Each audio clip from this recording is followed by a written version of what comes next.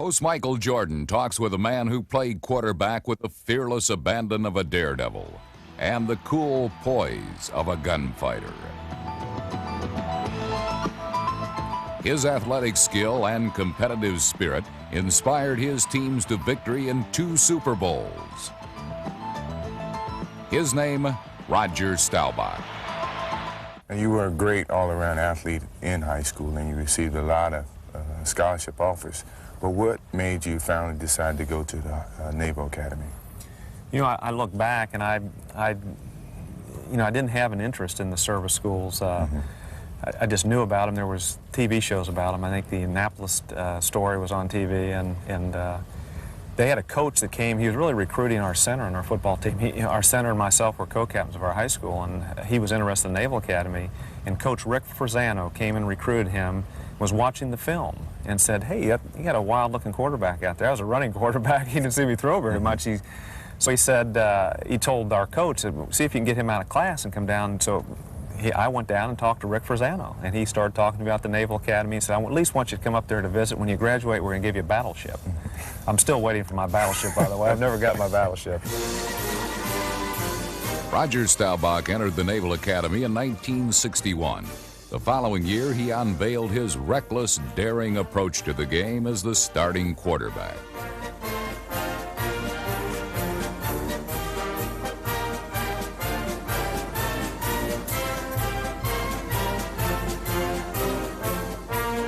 In his junior season, Roger led Navy to a 9-1 record. In the Army-Navy game that year, Staubach stole the show by running for 1 touchdown and throwing for 2 more in a 21-15 win. He also received the Heisman Trophy Award, and following the end of his career, he signed a contract with the Dallas Cowboys.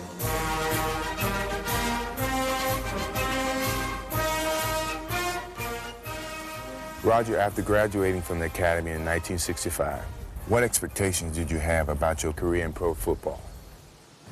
Well, when I graduated, 4 years seemed like an eternity, and I really didn't think I'd play again. You know, you're young, and all of a sudden you realize that, you know, life goes by pretty fast. You know, looking back on it, it goes by real fast. But those 4 years just seemed like a long time. But I had a really good college all-star game. Everything, I felt it was my last game, and the scouts were there, and they said, "Hey, this guy can run, but he also has got I had a good arm. I threw the ball well in college, but I was more looked as a running quarterback, even though I had a lot of passing." And they said that, well, he does have a professional arm, and that's both teams that drafted me, Kansas City and Dallas. During your first 2 years, you played behind Craig Morton. When did you get your chance to take over?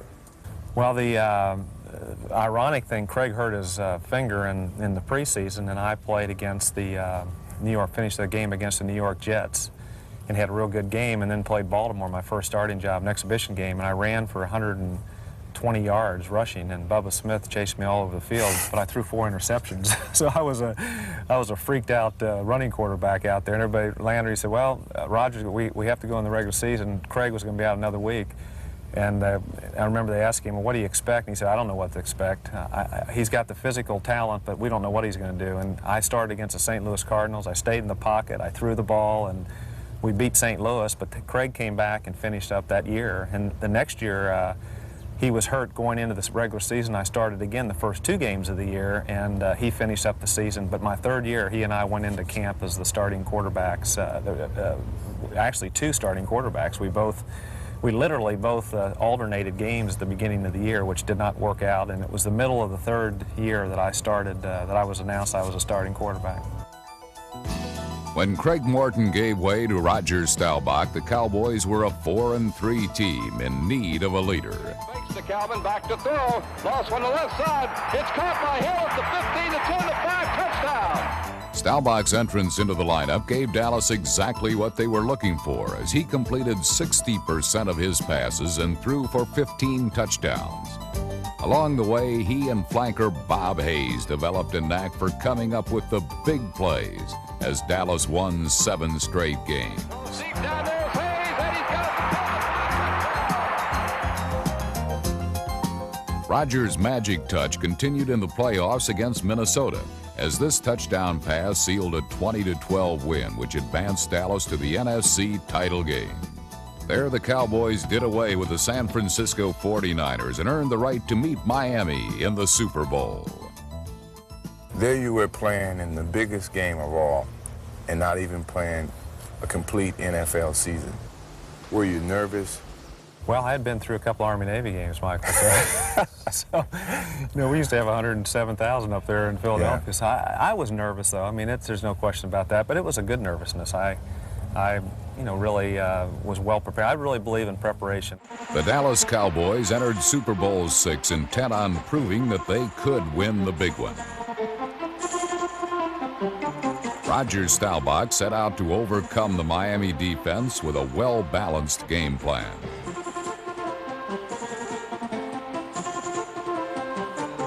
His medium-range passes to Lance Alworth set up the running of Dwayne Thomas, who found plenty of room on the ground. Staubach looking it over, back to pass, throws one to the end zone, caught by Alworth, touchdown for Dallas! Right in the... Staubach threw for 2 touchdowns and completed 12 of 19 passes as Dallas dominated Miami 24-3. Roger was voted the game's most valuable player. What did that win do for you and the Dallas Cowboys as a team? Well, the feeling was just, I don't think you could describe a better feeling, because when you work hard at something and you accomplish the goal, which is to win the biggest game and to play well to do it, it's a feeling that it still stays with me. I still remember that first Super Bowl, and it still brings back great feelings. How would you describe him?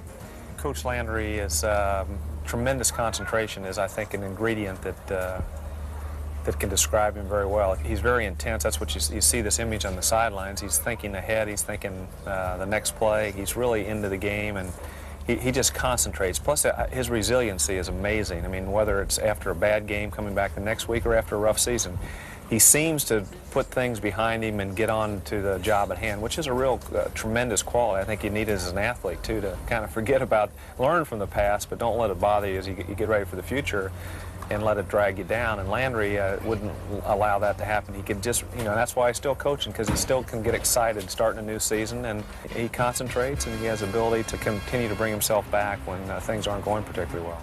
Staubach, the most valuable man in the Dallas offense, would once again lead his team back to the Super Bowl in 1977. During that season, he tossed 18 touchdown passes and commanded the Cowboys to a 12-4 record.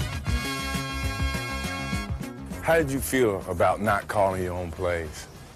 I had flexibility a lot of times to send Drew Pearson on certain routes, even though I had the primary route on the other side. Because Drew wasn't into the play, if I saw something, I would send him. I had him on a particular route on a blitz so I could hit him. So I had a lot of flexibility to make things happen and change, but I would have much rather have called the game. But it's difficult now because you got so many specialty people coming in and out, and they want to control things from the press box down to the field and know what's going on the field. So the quarterback is not calling the plays. In 1978, Roger Staubach was amazing. He passed for over 3,000 yards and 25 touchdowns to lead the league. Staubach was 36 years old. He brought Dallas into yet another Super Bowl, but his 3 touchdown passes could not offset the marvelous performance of Terry Bradshaw and the Pittsburgh Steelers. The 1979 season would be Roger's final one in football.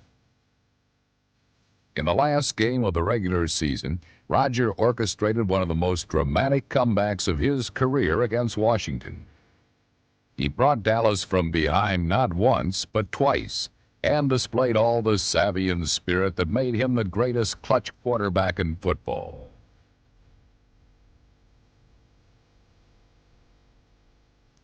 This last-second touchdown pass to Tony Hill gave Dallas a heart-stopping 35-34 win. Roger, you nearly achieved a perfect career in football.